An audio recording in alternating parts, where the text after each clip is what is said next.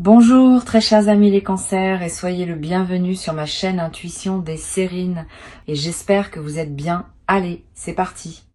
Chut, reste là, ne bouge pas. Ce que tu es sur le point d'entendre, très peu de gens sont prêts à le recevoir. Non pas parce que c'est compliqué, mais parce que la plupart des gens passent leur vie à courir tellement vite qu'ils n'entendent plus les murmures de leur propre âme. Toi, tu t'es arrêté, tu es là. Et ce simple fait raconte déjà quelque chose de profond sur l'endroit où tu en es dans ton parcours. Je vais te confier quelque chose que je perçois, et je te demande de ne pas chercher à l'analyser tout de suite. Laisse-le simplement entrer, comme une goutte de pluie chaude sur une terre assoiffée. Ce que tu appelles ta souffrance est en train de se transformer, pas de disparaître, de se transformer. Et la différence entre les deux est immense. Quand quelque chose disparaît, il ne laisse rien derrière lui. Quand quelque chose se transforme, il devient autre chose. Quelque chose de plus riche, de plus profond, de plus utile. Et c'est exactement ce processus qui est à l'œuvre dans ta vie en ce moment. La douleur que tu as portée, les épreuves que tu as traversées, les nuits lourdes et les matins gris, tout cela n'est pas en train de s'évaporer comme si rien ne s'était passé. Tout cela est en train de devenir le terreau d'une nouvelle réalité. Et cette nouvelle réalité, laisse-moi te la décrire parce que je la sens avec une netteté qui me surprend moi-même. Imagine un forgeron. Il prend un morceau de métal brut, informe, terne. Il le plonge dans le feu. Le métal rougit. Il souffre de la chaleur. Il perd sa forme initiale. Tout observateur extérieur pourrait croire que le métal est en train d'être détruit. Mais le forgeron sait. Il sait que ce passage par le feu est le seul chemin vers la lame, vers la beauté, vers la fonction, vers la puissance. Sans le feu, le métal reste un bloc inutile. Avec le feu, il devient une épée, un outil, une œuvre d'art. Tu es ce métal. Et le feu que tu as traversé n'était pas une punition, c'était une forge.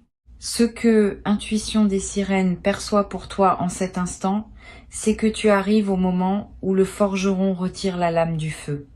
Le métal est encore chaud, il rougeoie encore, mais la forme est là. La trempe est faite, il ne reste plus qu'à polir et à révéler l'éclat qui était caché sous la surface rugueuse. Il y a un mot que je voudrais installer entre nous comme une lanterne dans la nuit. Ce mot, c'est transmutation. La transmutation, c'est l'art de transformer le plomb en or. Les alchimistes d'autrefois passaient leur vie entière à chercher cette formule dans leur laboratoire. Ce qu'ils ne comprenaient pas toujours, c'est que la véritable transmutation ne se fait pas dans un creuset de cuivre. Elle se fait dans le cœur humain. Dans ta capacité à prendre une souffrance et à en extraire de la sagesse. À prendre une perte et à en tirer une liberté. À prendre un effondrement et à y trouver le socle d'une reconstruction plus solide. Et toi, sans même le savoir, tu es un alchimiste. Tu l'as toujours été. Chaque épreuve que tu as traversée, tu ne l'as pas simplement subie, tu l'as traversée. Ce verbe est important. Traverser, c'est entrer par un côté et ressortir par l'autre, c'est ne pas rester coincé au milieu. Et si tu es là aujourd'hui, en train d'écouter ces mots, c'est la preuve vivante que tu as traversé chaque tempête. Pas une seule ne t'a englouti. Pas une seule ne t'a gardé prisonnier. Tu es toujours ressorti. Peut être abîmé, peut être fatigué, mais debout, toujours debout. Et cette capacité à te relever, encore et encore, n'est pas un hasard. Ce n'est pas de la chance. C'est une force qui vit en toi et qui est bien plus ancienne que les circonstances de ta vie actuelle. C'est une force d'âme, une résistance du cœur, un refus profond, viscéral, de laisser la nuit avoir le dernier mot. C'est cette force-là qui a préparé le changement dont je vais maintenant te parler. Parce que le changement qui arrive n'est pas un accident. Ce n'est pas un coup de chance qui tombe du ciel sur quelqu'un qui n'a rien fait pour le mériter. C'est l'aboutissement naturel de tout ce que tu as construit dans l'invisible. Chaque fois que tu as choisi la gentillesse quand tu aurais pu choisir la colère.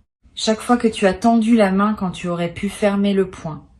Chaque fois que tu as continué à croire quand tout semblait te donner des raisons d'abandonner. Toutes ces petites décisions, ces micro-actes de foi quotidiens ont tissé un filet sous tes pieds. Un filet que tu ne pouvais pas voir, mais qui était là, qui est là, et qui maintenant est prêt à te porter vers quelque chose de nouveau. Je veux te parler de ce que signifie vraiment la fin d'une souffrance. Parce que c'est un concept que l'on comprend souvent mal. Quand on souffre, on imagine que la fin de la souffrance ressemble à l'opposé exact de ce qu'on vit. Si on est triste, on pense que la fin de la souffrance, c'est la joie permanente. Si on est seul, on pense que c'est la présence constante de quelqu'un.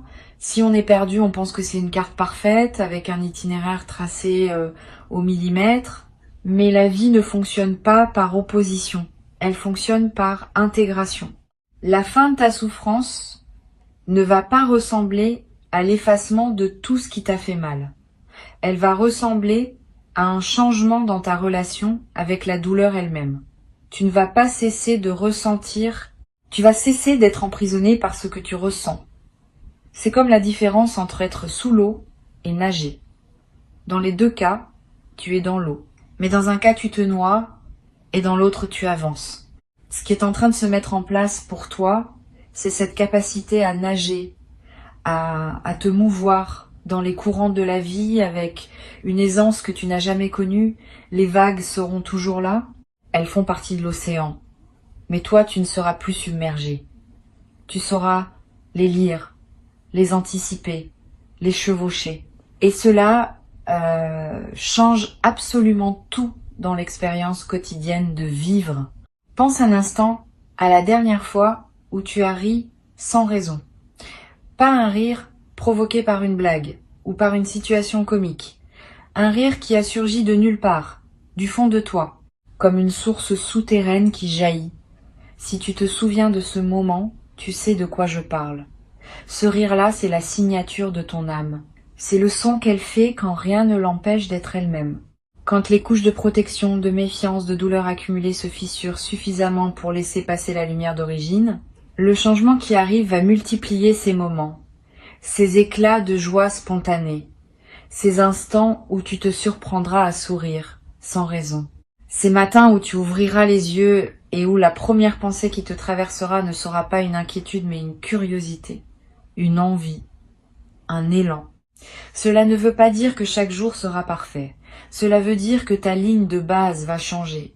La fréquence fondamentale sur laquelle tu vibres va monter d'un cran. Les jours difficiles seront toujours là, mais ils seront des exceptions au lieu d'être la norme. Et surtout, tu auras les ressources intérieures pour les accueillir sans qu'ils te détruisent. Je veux maintenant te parler de quelque chose que peu de gens remarquent quand ils sont en pleine transition. C'est ce que j'appelle la réorganisation silencieuse. Quand un grand changement se prépare dans ta vie, les premiers signes ne sont pas spectaculaires. Ils sont subtils, presque imperceptibles. C'est un goût différent dans ta bouche le matin. Une envie soudaine de ranger un tiroir que tu n'avais pas ouvert depuis des mois. Un livre qui t'attire sans que tu saches pourquoi. Une musique qui te fait pleurer alors qu'elle ne t'avait jamais touché auparavant. Un besoin nouveau de silence. Ou au contraire, un besoin soudain de mouvement, de sortir, de respirer un air différent. Ces micro-signaux ne sont pas anodins. Ce sont les premiers tremblements d'un continent intérieur qui se déplace. La tectonique de ton âme est en mouvement. Et comme les plaques tectoniques de la Terre, ces mouvements sont lents, profonds et irréversibles. Quand un continent bouge, il ne revient pas en arrière. Quand ton âme se déplace vers une nouvelle position, elle ne recule pas. Observe ces signes avec tendresse. Ne les juge pas. Ne cherche pas à les expliquer. Contente-toi de les accueillir comme les messagers d'un printemps que tes yeux ne peuvent pas encore voir, mais que ton corps et ton intuition ont déjà détecté. Tu sais, il y a une intelligence dans le corps humain qui dépasse de loin tout ce que le cerveau peut concevoir. Ton corps sait des choses que ta tête ignore. Il réagit à des fréquences que ton mental ne peut pas capter. Et en ce moment, ton corps te parle. Il te dit, à sa manière, que quelque chose de beau se prépare. Peut être que tu le sens dans tes épaules qui se détendent légèrement, peut être dans ta respiration qui devient un peu plus profonde sans effort, peut être dans un appétit qui change ou dans un sommeil qui se modifie. Ton corps se prépare à accueillir une version de toi que tu n'as pas encore rencontrée. Fais-lui confiance. Il est ton allié le plus fidèle dans cette transformation. Il y a un aspect de ce changement que je veux aborder avec toi et c'est peut être le plus délicat. C'est la question du mérite. Quelque part en toi, il peut être une voix qui murmure que tu ne mérites pas que les choses s'améliorent, que tu as fait trop d'erreurs, que tu as blessé des gens, que tu as pris des mauvaises décisions, que tu as gaspillé du temps, de l'énergie, des opportunités. Et cette voix, elle peut être même des arguments convaincants, des souvenirs précis, des preuves accablantes. Mais cette voix confond deux choses. Elle confond la responsabilité et la condamnation. Être responsable de ses erreurs, c'est sain, c'est mature, c'est nécessaire. Mais se condamner soi-même à une souffrance perpétuelle à cause de ses erreurs, ce n'est ni sain, ni juste, ni utile. La vie n'est pas un tribunal. Elle n'émet pas de sentence définitive. Elle offre des cycles, des renouvellements, des secondes chances, des troisièmes chances, des centièmes chances. Parce que la vie comprend quelque chose que le mental humain a du mal à saisir. Chaque erreur est un apprentissage et chaque apprentissage rapproche de la lumière. Tu mérites ce qui vient, non pas parce que tu es parfait, mais précisément parce que tu ne l'es pas. Parce que malgré tes imperfections, malgré tes chutes, malgré tes zones d'ombre, tu as continué à avancer. Tu n'as pas renoncé à toi-même. Et ce simple fait, ce refus discret de baisser les bras, est la chose la plus noble et la plus courageuse qu'un être humain puisse faire. L'énergie que capte Intuition des sirènes pour toi porte en elle cette nuance essentielle. C'est pas un changement qui va te demander de devenir quelqu'un d'autre. C'est un changement qui va te permettre d'être enfin toi-même, pleinement, sans honte et sans masque. Tout ce que tu as refoulé, tout ce que tu as caché, tout ce que tu n'as pas osé montrer au monde par peur du jugement, c'est exactement cela qui constitue ton trésor. Les parties de toi que tu considères comme des faiblesses sont en réalité tes forces les plus rares. Ta sensibilité que le monde t'a peu être appris à cacher est une antenne qui capte des réalités invisibles aux autres. Ta profondeur émotionnelle qu'on t'a peu être reprochée est la raison pour laquelle tu comprends les gens mieux qu'ils ne se comprennent eux-mêmes. Ta tendance à tout ressentir intensément, que tu as peu être vécu comme un fardeau, est en réalité un don. Et ce don est sur le point de trouver sa place dans le monde, sa vraie place. Pas celle que les autres ont définie pour toi, pas celle que la société attend de toi. Ta place à toi. Celle qui a la forme exacte de ton âme. Je perçois quelque chose de très spécifique. Quand je me connecte à ton énergie, c'est comme si tu avais passé des années à essayer de t'adapter à un monde qui n'était pas calibré pour toi. Comme si tu avais essayé de jouer une partition écrite pour un autre instrument, tu as fait de ton mieux. Tu as essayé d'en tirer une mélodie acceptable. Mais au fond de toi, tu sentais que le son n'était pas juste, que quelque chose manquait, que tu n'étais pas à ta place. Ce sentiment ne venait pas d'un défaut en toi. Il venait du fait que tu jouais la mauvaise partition. Et ce qui change maintenant, c'est pas toi. C'est la partition. La vie est en train de te présenter une nouvelle musique. Une musique écrite pour ton instrument unique.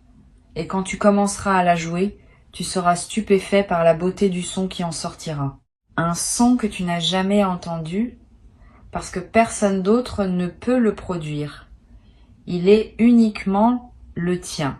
Sais-tu ce qui arrive à un fleuve quand il rencontre un obstacle qu'il ne peut pas contourner? Il ne se bat pas. Il ne se fracasse pas indéfiniment contre la roche. Il monte. L'eau s'accumule, gagne en profondeur, en puissance, en volume, et un jour, elle passe par-dessus, où elle trouve une fissure dans la roche que personne n'avait vue, où elle creuse patiemment millimètre par millimètre, jusqu'à se frayer un nouveau chemin. Le fleuve ne doute jamais de sa destination. Il sait qu'il va vers la mer. Il ne sait pas exactement par où, mais il sait vers où. Et cette certitude paisible lui donne une force que rien ne peut arrêter. Tu portes en toi cette même certitude. Peut être qu'elle est enfouie, peut être qu'elle est recouverte de couches, de désillusions et de fatigue, mais elle est là. Cette conviction sourde, presque animale, que ta vie va quelque part de beau, que tout ce que tu traverses te rapproche de quelque chose qui mérite d'être vécu. Et voici un aspect de cette transformation que je trouve particulièrement fascinant. Quand une personne commence à changer de l'intérieur, son environnement met un certain temps à s'adapter. C'est comme quand tu changes de lunettes. Pendant les premières heures, le monde semble légèrement décalé. Tes yeux doivent s'ajuster. Et puis, assez vite, tout devient net. Plus net même qu'avant. Tu remarques des détails que tu n'avais jamais vus, des couleurs plus vives, des contours plus précis. Le monde autour de toi est en train de s'ajuster à ta nouvelle vision intérieure. Les gens vont se repositionner naturellement. Ceux qui résonnent avec la personne que tu deviens vont se rapprocher. Ceux qui résonnaient avec l'ancienne version vont peu être s'éloigner. Et cela peut être déstabilisant au début. Mais c'est un mouvement sain, nécessaire, inévitable. Parce que tu ne peux pas grandir et demander à tout ton environnement de rester exactement le même. La croissance implique le mouvement, et le mouvement implique le changement. N'aie pas peur de ce réajustement. Il ne signifie pas que tu perds quelque chose, il signifie que tu fais de la place pour ce qui correspond vraiment à qui tu es en train de devenir. Il y a aussi, dans ce processus, une forme de deuil lumineux. Un deuil de la personne que tu étais, de ses certitudes, de ses limites, de son monde connu. Et même si ce monde te faisait souffrir, il avait au moins le mérite d'être familier. L'inconnu fait toujours un peu peur, même quand l'inconnu promet d'être meilleur que le connu. C'est normal, c'est humain. Ne te reproche pas cette peur. Accueille-la, remercie-la même, parce qu'elle te prouve que tu es en train de franchir un véritable seuil. On n'a pas peur quand on reste sur place. On a peur quand on avance vers quelque chose de grand. Et ce vers quoi tu avances est grand. Pas grand au sens extérieur du terme. Grand au sens intérieur. Grand comme la paix. Grand comme la cohérence. Grand comme la sensation de se réveiller le matin et de ne plus avoir besoin de porter un masque pour affronter la journée. Maintenant, je veux te parler de la manière dont ce changement va se manifester dans ton quotidien. Pas dans des termes vagues ou abstraits, mais de façon tangible. Tu vas commencer à remarquer que les situations qui te drainaient auparavant n'ont plus le même effet sur toi. Non pas parce qu'elles ont changé, mais parce que tu ne réagis plus de la même façon. Là où tu aurais absorbé la négativité comme une éponge, tu vas la laisser glisser sur toi. Non pas par indifférence, mais par discernement. Tu sauras instinctivement ce qui te concerne et ce qui ne te concerne pas. Ce qui mérite ton énergie et ce qui n'en mérite pas. Cette capacité de tri émotionnel est l'un des signes les plus clairs d'une élévation intérieure. Elle ne s'enseigne pas dans les livres. Elle s'acquiert par l'expérience vécue et par la maturité de l'âme.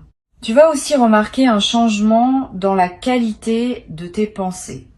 Les pensées parasites, ces boucles mentales qui te maintenaient éveillé la nuit, vont commencer à perdre de leur emprise. Elles ne vont pas disparaître d'un coup où le mental est tenace, mais elles vont s'espacer.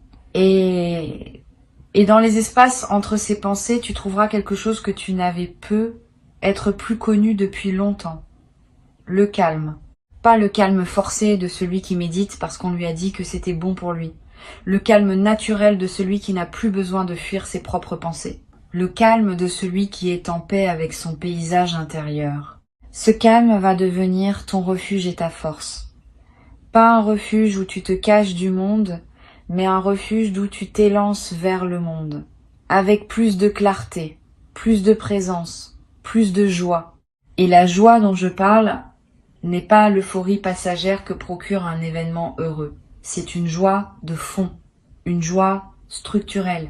Comme la note fondamentale d'un accord de musique, celle sur laquelle toutes les autres notes s'appuient. Cette joie-là ne dépend pas de ce qui se passe autour de toi.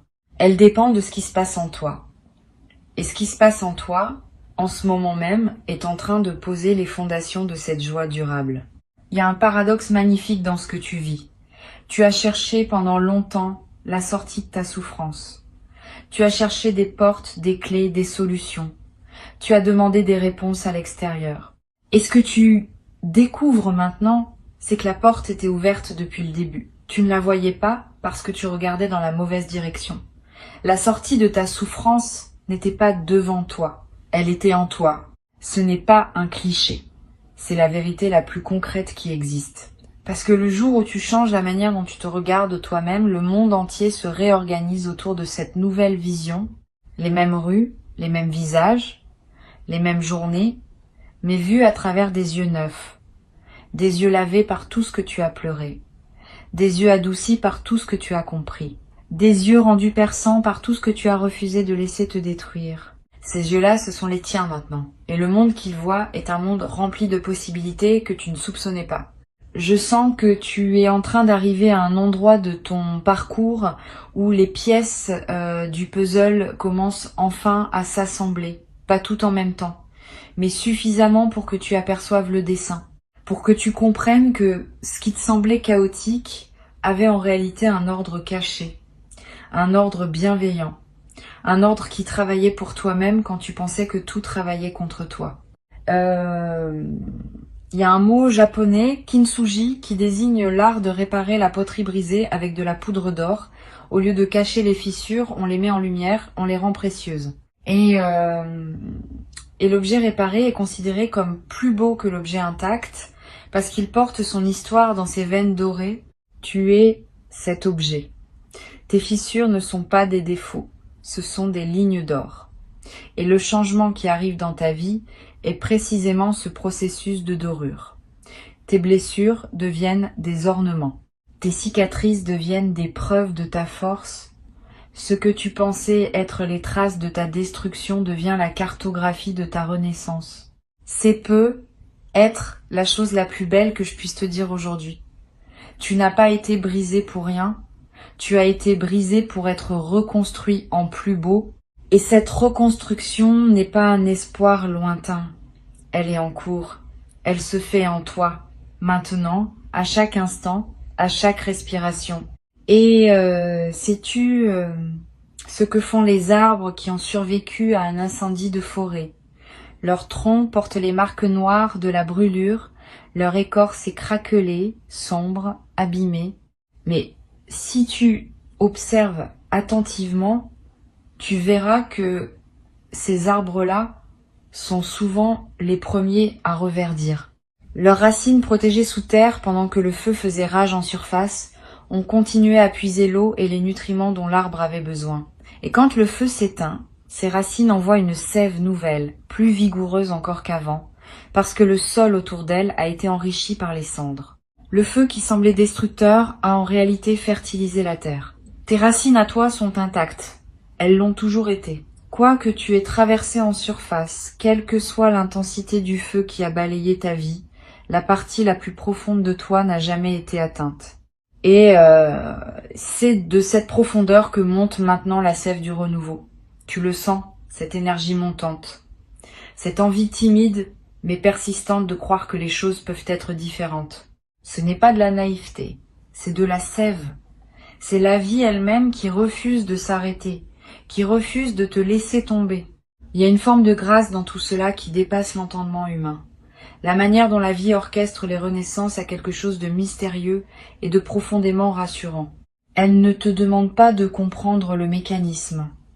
Elle te demande simplement de lui faire confiance, de la laisser opérer en toi, de ne pas interférer avec le processus par ta peur ou ton impatience, de te laisser reconstruire avec la patience du kintsugi, veine d'or après veine d'or. La souffrance que tu as connue avait un sens que tu ne pouvais pas percevoir tant que tu étais dedans. C'est comme essayer de lire un livre en ayant le nez collé contre la page. Tu ne vois que des lettres floues, sans lien entre elles. Mais dès que tu prends du recul, les mots apparaissent, les phrases se forment, et l'histoire se révèle. Tu prends ce recul maintenant. Et l'histoire de ta vie commence à se lire d'une manière qui te coupe le souffle, Non pas parce qu'elle est tragique, mais parce qu'elle est belle. Parce qu'elle a une cohérence que tu ne soupçonnais pas. Parce que chaque chapitre, même les plus douloureux, a contribué à te rendre capable de vivre ce qui vient. Et ce qui vient, je te le répète, est à la mesure de ce que tu as traversé. L'univers a cette forme de justice poétique. Il ne te donne pas le bonheur que tu n'aurais pas su reconnaître. Il te le donne quand tu as assez mûri pour le voir, pour le goûter, pour le savourer pleinement, pour ne pas le gaspiller. Tu es prêt, tu es mûr, tu es à la hauteur.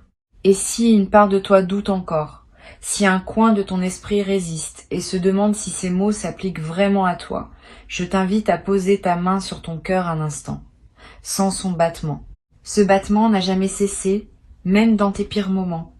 Ce battement est la preuve la plus simple et la plus irréfutable que la vie croit en toi, que la vie continue de miser sur toi, que la vie, dans sa sagesse silencieuse, te considère comme quelqu'un qui vaut la peine de battre pour. Et si la vie croit en toi, pourquoi ne croirais-tu pas en elle quand elle te dit que le meilleur est en route? Ce que tu as porté pendant si longtemps, ce poids invisible que personne ne voyait, cette fatigue qui n'était pas physique mais existentielle, ce sentiment d'être décalé par rapport au monde, tout cela est en train de s'alléger. Non pas parce que quelqu'un est venu te l'enlever des épaules, mais parce que tu as développé la force de le déposer toi-même. Et il y a un monde de différence entre les deux. Quand quelqu'un te libère, tu dépends de cette personne. Quand tu te libères toi-même, tu dépends de ta propre puissance. Et cette puissance ne peut plus jamais t'être retirée. C'est peut être la transformation la plus fondamentale de toutes, celle qui passe de la dépendance à la souveraineté, du regard tourné vers l'extérieur au regard tourné vers l'intérieur, de l'attente à l'action. Non pas une action frénétique, bruyante, épuisante, une action douce, guidée, inspirée. L'action de quelqu'un qui ne court plus après la vie, mais qui marche avec elle à son rythme, en confiance. Avant de clore cet espace que nous avons partagé, je veux que tu gardes une chose gravée en toi, une seule chose. Si tu ne devais retenir qu'une seule idée de tout ce que tu viens d'entendre, la voici. Ta souffrance n'a jamais été ta destination, elle n'a jamais été ton adresse permanente, elle a toujours été un passage, un tunnel, et les tunnels, par définition, ont une sortie. Tu approches de cette sortie. La lumière au bout n'est pas un mirage, elle est réelle, elle est chaude. Et elle t'attend avec la patience infinie de ce qui t'a toujours appartenu. Tu sais ce que font les papillons quand ils sortent enfin de leur chrysalide. Ils ne s'envolent pas immédiatement. Ils restent un moment accrochés à la branche, les ailes encore humides, encore froissées. Ils laissent le soleil les sécher. Ils laissent le vent les déployer. Et ce n'est que après ce temps de patience, ce temps d'acclimatation au monde nouveau dans lequel ils sont nés, qu'ils prennent leur envol. Ce moment de pause n'est pas de la faiblesse. C'est de la sagesse instinctive. C'est le corps qui sait qu'il faut se préparer avant de voler. Tu es dans ce moment de pause. Tes ailes se déploient. Le soleil de ta nouvelle vie les sèche doucement. Et bientôt, très bientôt, tu sentiras sous toi le courant d'air ascendant qui te portera vers des hauteurs que tu n'aurais jamais cru possibles. Pas parce que tu as été choisi par une force extérieure, mais parce que tu t'es choisi toi-même. Parce que, au milieu de tout ce que tu as traversé, tu as fait le choix silencieux et radical de continuer à croire en toi, en la vie, en la possibilité que demain soit différent d'hier. Et demain sera différent, il l'est déjà. Si tu es arrivé jusqu'ici, si tu as laissé chacun de ces mots se poser dans ton cœur sans les rejeter, c'est que le message d'intuition des sirènes était destiné à te trouver, pas à te convaincre, pas à te divertir, à te trouver, comme une lettre que l'univers avait écrite à ton nom et qu'il attendait le bon moment pour te remettre. Ce moment, c'est maintenant, et toi, tu es exactement là où tu dois être. Respire profondément, souris, même légèrement, et sache que la prochaine fois que tu ouvriras les yeux sur le monde, tu verras quelque chose que tu n'avais jamais vu avant. Non pas parce que le monde aura changé, mais parce que toi, tu auras changé. Et c'est tout ce qu'il fallait.